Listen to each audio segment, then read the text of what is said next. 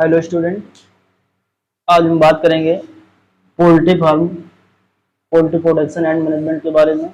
इसके बारे में पोल्ट्री प्रोडक्शन मैनेजमेंट के बारे में बात करेंगे। वन लाइनर क्वेश्चन होंगे, ठीक है।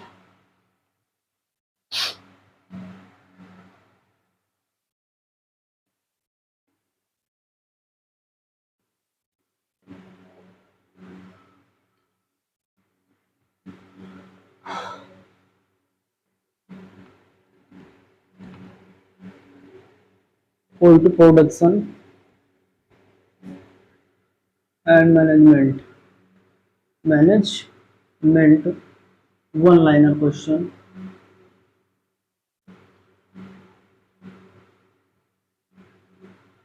चलिए आइए देखते हैं।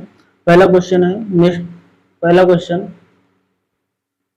एनिमल हस्बेंड्री से उठा लेते हैं, इंस्टीट्यूट पूछ लेते हैं। सबसे पहला IVRI का फुल नेम क्या है और कहां पर स्थित है? IVRI तो इंडियन क्या होगा? Indian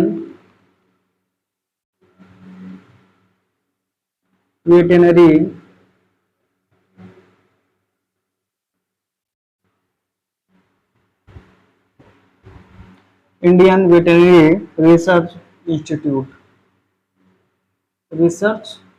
institute clear. कहाँ है? इज्जत नगर बरेली। कहाँ पर है? इज्जत नगर बरेली में।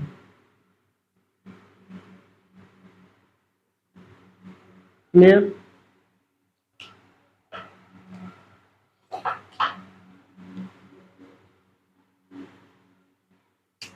नेक्स्ट क्वेश्चन देखते हैं।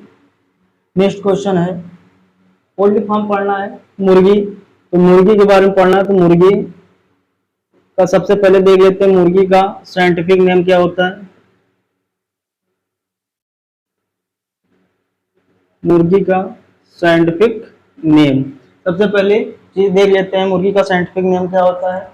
तो गैलस डोमेस्टिकस होता है। क्या होता है? गैलस डोमेस्टिकस। क्या होता है नाम? गैलस डोमेस्टिकस होता है। फिर इसके बाद नेक्स्ट इसकी गुणसूत्र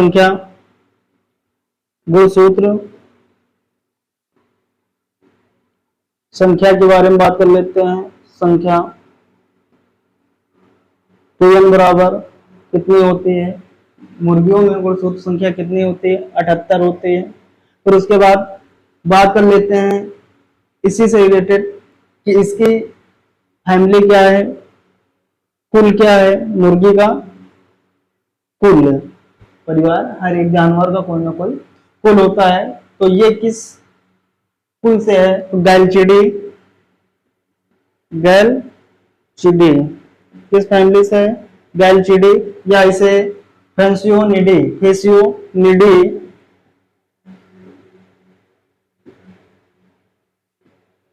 किस कुल से है? कैलचिडी या फेसियोनिडी कुल से है, ठीक है। नेक्स्ट क्वेश्चन है अगला, ऑर्निथोलॉजी क्या है? ऑर्निथोलॉजी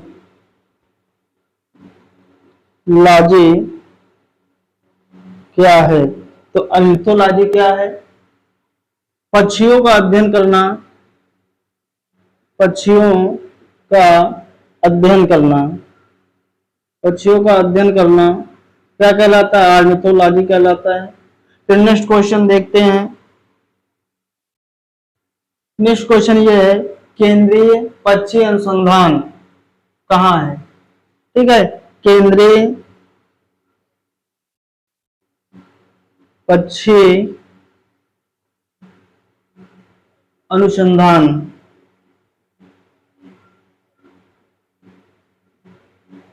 कहां पर है? इज्जत नगर बरेली। कहाँ है? इज्जत नगर बरेली है। तो इसके बाद नेक्स्ट क्वेश्चन की बात करते हैं।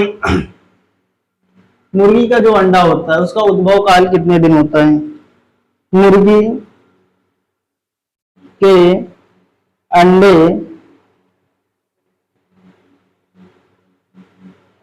का उद्भव काल कितने दिन होता है? तो कितने दिन होता है? 21 दिन होता है। कितने दिन होता है? 21 दिन होता है। अगर पूछ लिया जाए आगे, नेक्स्ट क्वेश्चन है, मुर्गी के अंडे का जो उद्भव काल है 21 दिन होता है।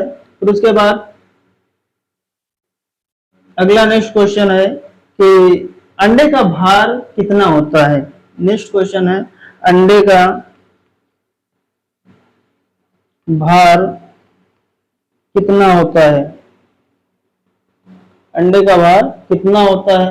58 से 60 ग्राम होता है, लगभग इतना होता है, 58 से 60 ग्राम के लगभग होता है। फिर नेक्स्ट क्वेश्चन की बात करते हैं, अंडा कितने प्रकार के होते हैं? अंडे के प्रकार। नेक्स्ट क्वेश्चन है, अंडे कितने प्रकार के होते हैं? ठीक है, कितने प्रकार के होते हैं? तो अंडे जो हैं आपके 2 प्रकार के होते हैं। एक होता है निषेचित अंडा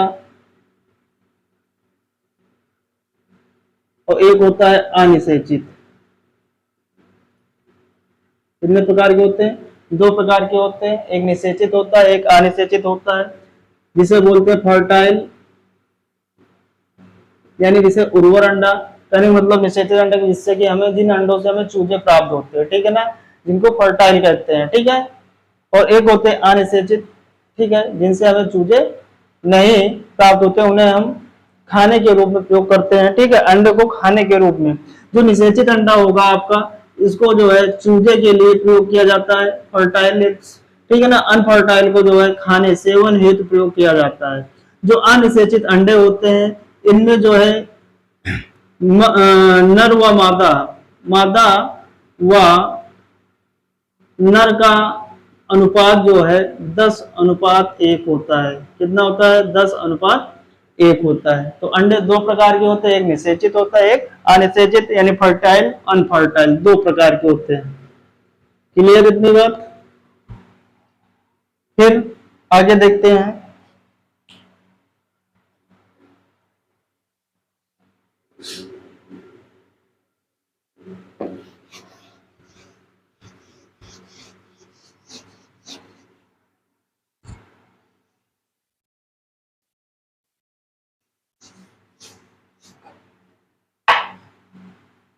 आगे बात करते हैं नेक्स्ट क्वेश्चन की।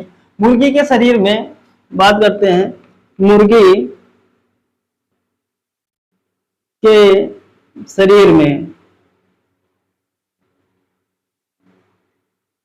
ठीक है, मुर्गी के शरीर में अंडे बनने में कितना समय लगता है? अंडा जो बनता है, ठीक है ना, जो मुर्गी, अंडा कौन देता है? मुर्गी देती है। तो मुर्गी के शरीर में अंडा बनने में कितना समय लगता है? अंडा बनने में कितना समय लगता है? कितना समय लगता है? चलो बताओ।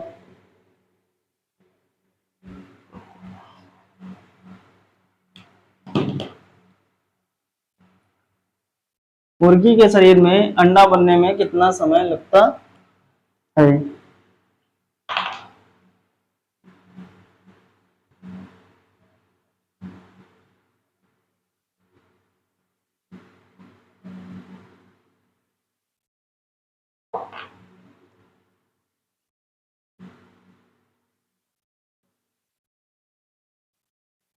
तो देखिए, मुर्गी के शरीर में अंडा बनने में लगता है कितना समय है? 24 घंटे का समय लगता है। कितने घंटे का समय लगता है? 24 घंटे का समय लगता है, ठीक है। कितना समय लगता है? 24 घंटे का समय लगता है। फिर उसके बाद बात करते हैं अंडा, ठीक है।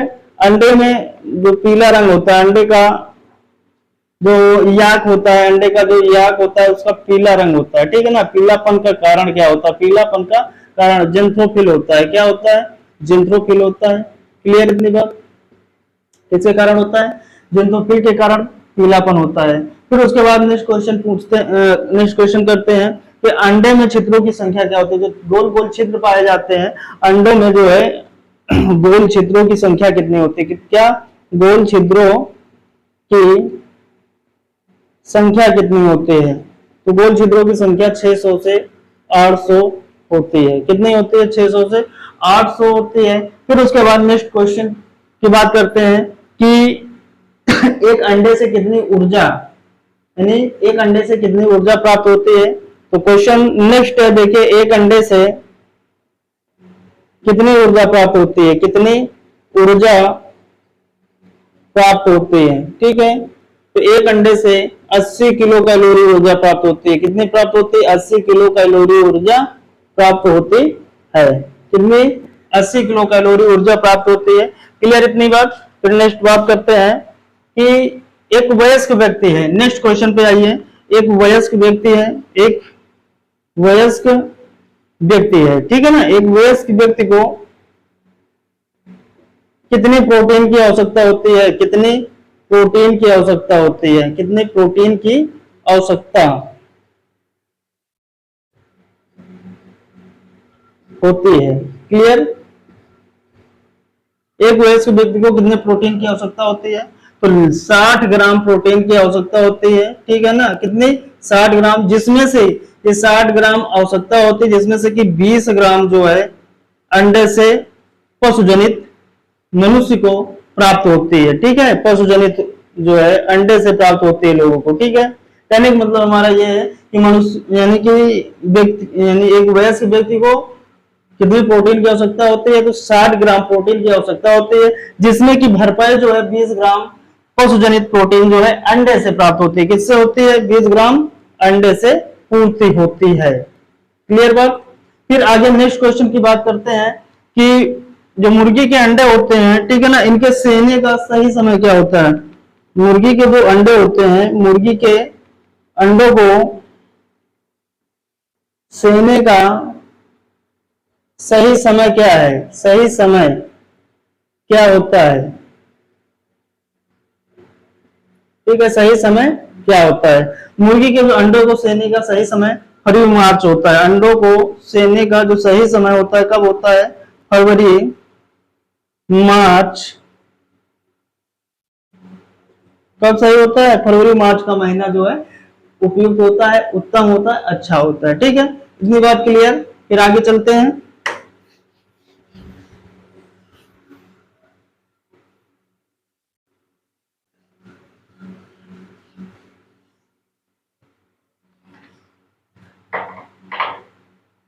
फिर नेक्स्ट क्वेश्चन की बात करते हैं। अगर अंडे की गुणवत्ता की जांच कैसे करते हैं? नेक्स्ट क्वेश्चन है, अंडा है, ठीक है, अंडे की गुणवत्ता की जांच कैसे करते हैं? नेक्स्ट क्वेश्चन है, अंडे की जो गुणवत्ता है, गुणवत्ता की जांच कैसे करते हैं? तो जांच करने के लिए कैंडलिंग मेथड का अपनाते हैं। क्या अपनाते हैं? कैंडलिंग मेथड अपनाते हैं। क्या अपनाते हैं? कैंडलिंग मेथड अपनाते हैं। 7वें दिन और 14वें दिन जांच किया जाता है। अच्छा, कैंडलिंग मेथड क्या होता है? एक बॉक्स होता है, क्या होता है? एक बॉक्स होता है, ठीक है, बॉक्स में एक होल होता है, ठीक है ना, ये बॉक्स होता है, एक होल होता है, ठीक है, ये होल, ठीक है, इसके अंदर जो है, बॉक्स के अंदर कैंडल को जो है जलाया जाता है। किसको जलाया जाता है? कैंडल को जलाया जाता है और इसके ऊपर अंडा रखा जाता है। ये देखा जाता है उसका जो यैक है किसी आउटर लेयर में जो है अंडे में चिपका हुआ तो नहीं है, ऐसे परीक्षण किया जाता है ना। कहने का मतलब जो जर्दी होती है कहीं चिपकी हुई तो नहीं है। अगर चिपकी हुई नहीं है तो मानिए कि अंडा जो है एकदम सही है, उसकी गुणवत्ता सही है। क्योंकि अंडे की गुणवत्ता की जांच करने के लिए क्योंकि कैंडलिंग का प्रयोग करते हैं, ठीक है ना, क्योंकि जांच तभी करेंगे क्योंकि उससे चूजे प्राप्त करने होंगे, तभी हम जो है उसकी गुणवत्ता की जांच करेंगे, जिससे कि कहने का मतलब उससे जो चूजा हो हमें अच्छा से अच्छा मिले। अगर जैसे कि कोई ना कोई हस्तक्षेप कर दिया जाता तो उसकी जो क्वालिटी होती है या हैचिंग प्रक्रिया होती है उसमें प्रभाव पड़ जाता है। क्लियर इतनी बात। फिर उसके आगे बात करेंगे, ये हो गया। फिर नेक्स्ट क्वेश्चन की बात करते हैं कि अंडा सेने की विधि। अंडा सेने की दो विधियां हैं। कितनी विधियां हैं? दो विधियां हैं, ठीक है ना। क्वेश्चन कैसे पूछा जाएगा कि प्राकृतिक विधि से, या दो तरीके होते हैं, देख लीजिए दो तरीके, एक प्राकृतिक विधि होता है, क्या होता है, एक ध्यान दीजिए, एक प्राकृतिक विधि होता है और एक आपका कृत्रिम विधि होता है, ठीक है ना। कृत्रिम विधि जिसमें कि मशीन का प्रयोग किया जाता है। तो क्या होता है, देखिए प्राकृतिक विधि में क्या है, मुर्गी जो खुद सेती है एक साथ, ठीक है ना, एक साथ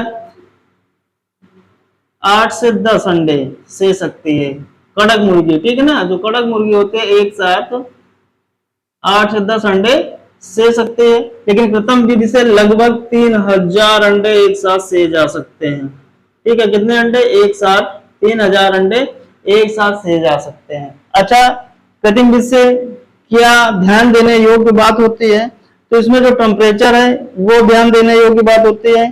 तो जो आप कृत्रिम विधि से करेंगे, कृत्रिम विधि से जो आप अंडे को सेएंगे तो टेम्परेचर कितना होना चाहिए, तो टेम्परेचर 100 अंश फ़ारेनहाइट होना चाहिए। फिर जो है टेम्परेचर लास्ट के 3 दिनों में घटा देना चाहिए, लास्ट 3 डेज जो होते हैं, ठीक है ना, टेम्परेचर 95 से 97 अंश फ़ारेनहाइट कर देना चाहिए। और जो इसकी जो रिलेटिव ह्यूमिडिटी होती है, रिलेटिव ह्यूमिडिटी होती है, ठीक है ना, वो कितनी होनी चाहिए, 60-65% होनी चाहिए। कितनी होनी चाहिए, 60 से 65% लगभग होनी चाहिए, ठीक है। इतनी बातें विशेष ध्यान रखी जाती है किसमें, कृत्रिम विधि में। क्लियर, इतनी बात क्लियर हुई। फिर आगे बढ़ते हैं, नेक्स्ट क्वेश्चन है क्या, कि इसी में जो कृत्रिम विधि से अंडा सेते हैं, जिस यंत्र के द्वारा सेया जाता है, यानी कि अंडा सेते हैं, उस मशीन का क्या नाम है, तो इंक्यूबेटर, ठीक है। उस यंत्र का क्या नाम है, इंक्यूबेटर। इंक्यूबेटर में जो है लगभग 3000 अंडे एक साथ से सकते हैं। क्लियर इतनी बात। फिर उसके बाद नेक्स्ट क्वेश्चन की बात करते हैं, मुर्गी के शरीर का, ठीक है, सबसे बड़ा अंग कौन सा है, सबसे बड़ा अंग कौन सा है, सबसे बड़ा अंग कौन सा है, ठीक है। सबसे बड़ा अंग गिजाड़ होता है, क्या होता है, गिजाड़ होता है। क्लियर, क्या होता है, गिजाड़ होता है। फिर आगे नेक्स्ट क्वेश्चन की बात करते हैं, मुर्गी की औसतन उम्र कितनी होती है, मुर्गी की एज, है ना, मुर्गी की, अगला क्वेश्चन है मुर्गी की औसतन उम्र कितनी होती है, तो औसतन उम्र 4 से 5 साल होती है, 4 से 5 वर्ष होती है। कितने वर्ष होती है, 4 से 5 वर्ष होती है। फिर अगला नेक्स्ट क्वेश्चन की बात करते हैं, नेक्स्ट क्वेश्चन ये है, इधर लिखते हैं, देखते हैं इधर,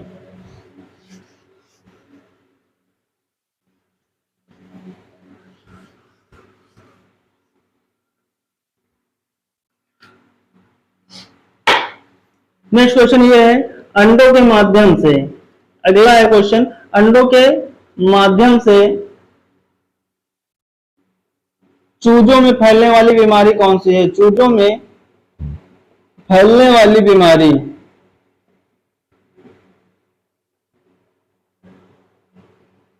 ठीक है। अंडों के माध्यम से क्या चूजों में बीमारी फैलती है, तो हाँ फैलती है। तो अंडों के माध्यम से चूजों में फैलने वाली बीमारी कौन सी है, ल्यूकोसिस है। क्या है, ल्यूकोसिस है। कौन सी बीमारी है, ल्यूकोसिस है। ये बीमारी है जो अंडों के माध्यम से चूजों में फैलती है, ठीक है। फिर उसके बाद नेक्स्ट क्वेश्चन है आपका, चूजों में अगर मैग्नीज की कमी हो जाए, चूजों में अगर मैग्नीज की कमी हो जाए, मैग्नीज की कमी होने पर कौन सी बीमारी होती है, मैग्नीज की कमी होने पर मुर्गियों में, किसमें, मुर्गियों में कौन सी बीमारी होती है, मुर्गियों में कौन सी बीमारी होती है, ठीक है। मुर्गियों में कौन सी, किसकी कमी से, मैग्नीज की कमी से कौन सी बीमारी होती है, तो पैरोसिस होती है। कौन सी होती है, पैरोसिस होती है। कौन सी बीमारी होती है, पैरोसिस है, ठीक है। क्लियर इतनी बात। अंडों के माध्यम से चूजों में फैलने वाली बीमारी ल्यूकोसिस, और यमन यानी कि मैग्नीज की कमी से होने वाली बीमारी कौन सी होती है, पैरोसिस होती है। और अगर जिंक की कमी हो जाए, क्या है कि जिंक की कमी से होने वाली बीमारी कौन सी है, होने पर कौन सी बीमारी होती है? जिंक की कमी होने पर कौन सी बीमारी होती है? तो पैराकीटोसिस होती है। कौन सी होती है? पैराकीटोसिस होती है। कौन सी होती है? पैराकीटोसिस बीमारी होती है। क्लियर इतनी बात? फिर उसके बाद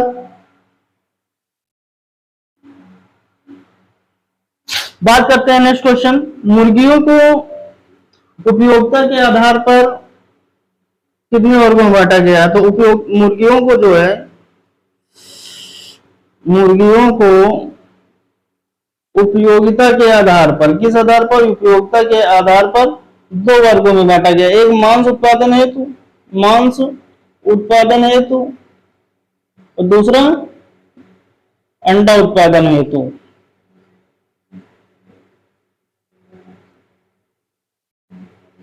यहाँ पर ठीक है, एक क्वेश्चन तो ये बना कि मुर्गियों को उपयोगिता के आधार पर कितने वर्गों, दो वर्गों में व्यक्त किया है, एक मांस उत्पादन के लिए, एक अंडा उत्पादन के लिए।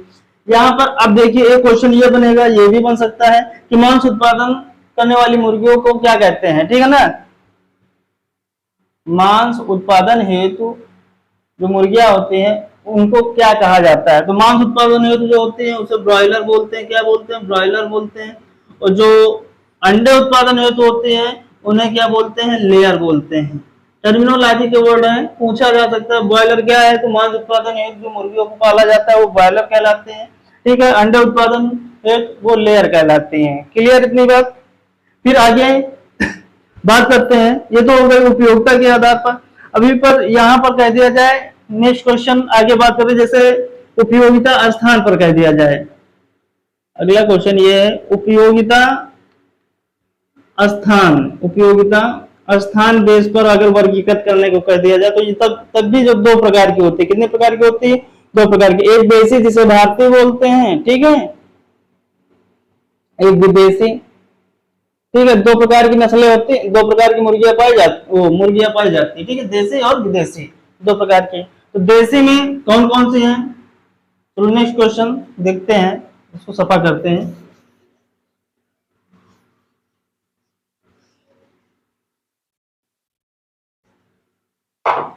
क्वेश्चन ऐसा पूछा जा सकता है, ठीक है, चार ऑप्शन दिए होंगे, कोई मुर्गी की नस्ल दे दी गई होगी। तो हम सीधा से यहाँ पर बात कर लेते हैं, तीन चार क्वेश्चन क्लियर हो सकते हैं। ठीक है ना, जैसे हो गई आपकी घाघस, कौन सी हो गई? घाघस। कैसी नस्ल है? देसी नस्ल है, भारतीय है। कैसी है? देसी, यानी कि भारतीय नस्ल है। किसकी है? मुर्गी की है। किसकी है? मुर्गी की है घाघस। फिर उसके बाद असील, ये भी आपकी देसी है। ठीक है ना, क्या है? देसी है, जिसे भारतीय कहते हैं। ठीक है, फिर उसके बाद चटगांव,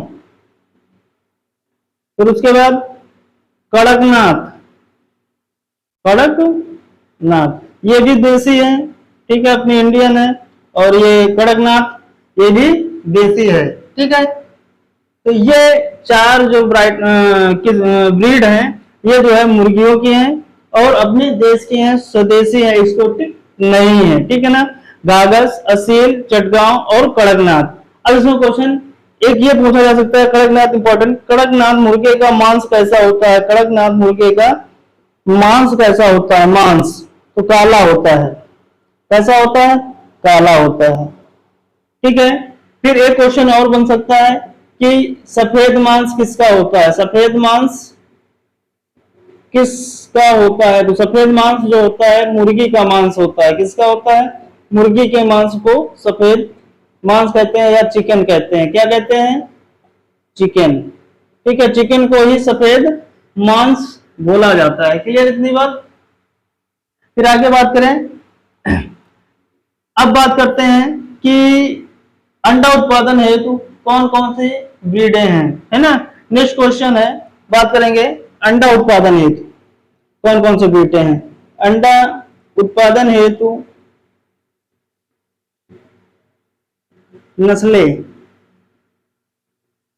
ठीक है ना, अंडा उत्पादन हेतु कौन कौन से ब्रीड हैं आपकी। तो अंडा उत्पादन हेतु है आपकी लेगहॉर्न, कौन सी है? एक तो है आपकी लेगहॉर्न है, मिनार्का है, इनकोना है। मिनार्का है, इनकोना है। ये तीनों जो है आपकी अंडे उत्पादन के लिए है। ठीक है, किस पर्पज के लिए होते हैं? अंडे उत्पादन के लिए होती है। ठीक, इतनी बात क्लियर, इतना समझ में आया?